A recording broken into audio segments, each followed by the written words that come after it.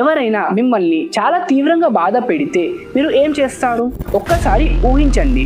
మీరు ఒక మంచి సందేశాన్ని ప్రజలను చెప్పుకోవాలని, వారి జీవితాన్ని మంచిగా మారాలని కోరుకుంటూ ఒక పట్టణానికి వెళ్తారు. కానీ అక్కడి ప్రజలు మీ మాటలు వినరు, మిమ్మల్ని తిరస్కరిస్తారు. అంతేకాకుండా మిమ్మల్ని వదలగొట్టడానికి అక్కడున్న ప్రజలను మీపై పంపిస్తారు.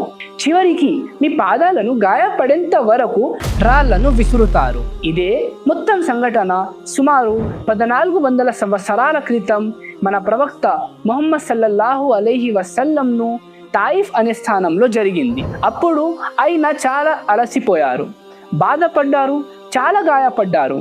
కానీ అప్పుడు ఒక అద్భుతమైన సంఘటన జరిగింది. అల్లాహ్ యొక్క దూత అయిన జిబ్రీల్ అలైహిస్సలాం ప్రవక్త దగ్గరికి వచ్చి తాయిఫ్ ప్రజలను మీరు ఆదేశిస్తే నాశనం చేసేస్తాను అని తెలియజేశారు. కానీ ప్రవక్త ముహమ్మద్ సల్లల్లాహు అలైహి వసల్లం ఇలా చేయలేదు. ఆయన ప్రతీకారంని కోరుకోలేదు. బదులుగా ఆయన ఇలా చెప్పారు, వీళ్ళు కాకుంటే వీళ్ళ తర్వాత జనరేషన్స్ నిజమైన మార్గంని తెలుసుకొని ఆయనను ఆరాధిస్తారని ఆశిస్తాను అని చెప్పారు. ఒక్కసారి ఆలోచించండి, తనకు బాధ పెట్టిన వారిపై కోపం తెచ్చుకోవడానికి ఎన్నో కారణాలున్నాయి.